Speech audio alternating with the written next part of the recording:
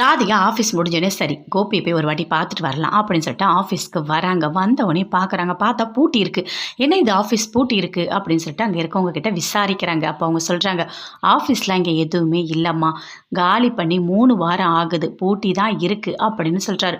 அதை கேட்டோடனே பயங்கரமாக ஷாக் ஆகுறாங்க ராதிகா. என்ன நடக்குது? ஓ, அதனால தான் அவர் எப்போ பார்த்தாலும் நான் ஆஃபீஸ் போகல, அப்புறம் போகிறேன் அப்படின்னு சொல்லிட்டு இருக்காரு போல அப்படின்னு சொல்லிட்டு ராதிகா யோசிக்கிறாங்க. சரி, ஃபோன் பண்ணி பார்க்கலாம் அப்படின்னு சொல்லிட்டு கோபிக்கு ஃபோன் பண்ணுறாங்க. அட்டன் பண்ணி பேசுகிறாரு. எங்கேங்க இருக்கீங்க அப்படின்னு சொல்லிட்டு ராதிகா கேட்குறாங்க. நான் ஆஃபீஸில் தாம்மா இருக்கேன் அப்படின்னு சொல்கிறாரு. நீங்கள் ஆஃபீஸ்லையா இருக்கீங்க? நான் உங்கள் ஆஃபீஸ் வாசலில் தான் இருக்கேன் அப்படின்னு சொல்லிட்டு ராதிகா சொல்கிறாங்க. அதை கேட்டோடனே பயங்கரமாக ஷாக் ஆகுறாரு கோபி. ஐயோ, நல்லா மாட்டிக்கிட்டோம் போல இருக்கே அப்படின்னு சொல்லிட்டு வீட்டுக்கு வேகமாக வராரு. அப்போது ராதிகாவும் வராங்க.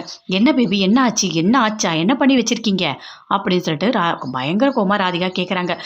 என்ன என்ன அப்படின்னு சொல்லிட்டு அப்படியே கேட்டுட்டு பின்னாடியே வராரு. வீட்டில் எல்லாருமே பார்க்குறாங்க. என்னடா, எதுக்காக நீ இப்போ அவ கூடயே பேசிகிட்டு இருக்க அப்படின்னு சொல்லிட்டு ஈஸ்வரி கேட்குறாங்க. உங்கள் புள்ள என்ன பண்ணார் தெரியுமா உங்களுக்கு அப்படின்னு சொல்லிட்டு ராதிகா கேட்குறாங்க. என் பையன் ரொம்ப ரொம்ப ரொம்ப ரொம்ப நல்லவன், தங்கமான பையன் அப்படின்னு சொல்லிட்டு ஈஸ்வரி சொல்கிறாங்க. பாக்கியா சமையல் ரூமில் இருக்காங்க. எல்லாருமே அங்கே தான் இருக்காங்க. உங்கள் பையன் என்ன பண்ணி வச்சுருக்காருன்னு உங்களுக்கு தெரியுமா அப்படின்னு சொல்லிட்டு ராதிகா சொல்கிறாங்க. சொல்லு என்ன அப்படின்னு சொல்லிட்டு ஈஸ்வரி கேட்குறாங்க. அவர் ஆஃபீஸ்க்கே போகிறதில்ல, அது தெரியுமா?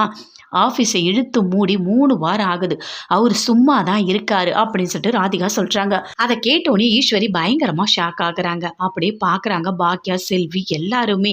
என்ன சொல்கிறதுன்னு தெரியல. என்னடா என்னடா பண்ணி வச்சிருக்க அப்படின்னு சொல்லிட்டு ஈஸ்வரி கேட்குறாங்க. இல்லைம்மா, அதெல்லாம் ஒன்றும் இல்லைம்மா அப்படின்னு கோபி சொல்கிறாரு. என்ன பேசுகிற, ராதிகா சொல்கிறதெல்லாம் உண்மையா அப்படின்னு சொல்லிட்டு ஈஸ்வரி கேட்குறாங்க. அப்போ எதுவுமே பேசல. கோபி அமைதியாக இருக்காரு. ஏன்டா நீ இப்படி பண்ணிட்டு இருக்க, எதனா ஒன்றா வீட்டில் சொல்லி தானடா ஆகணும், இதுக்காகடா சொல்லாமல் இருந்தேன் அப்படின்னு சொல்லிட்டு ஈஸ்வரி பயங்கரமாக கோவப்படுறாங்க. பாக்கியா இது எல்லாத்தையுமே அப்படியே கேட்டுட்டு இருக்காங்க. செல்வி சொல்கிறாங்க, பார்த்தீங்களாக்கா எப்படி பண்ணி வச்சிருக்காரு.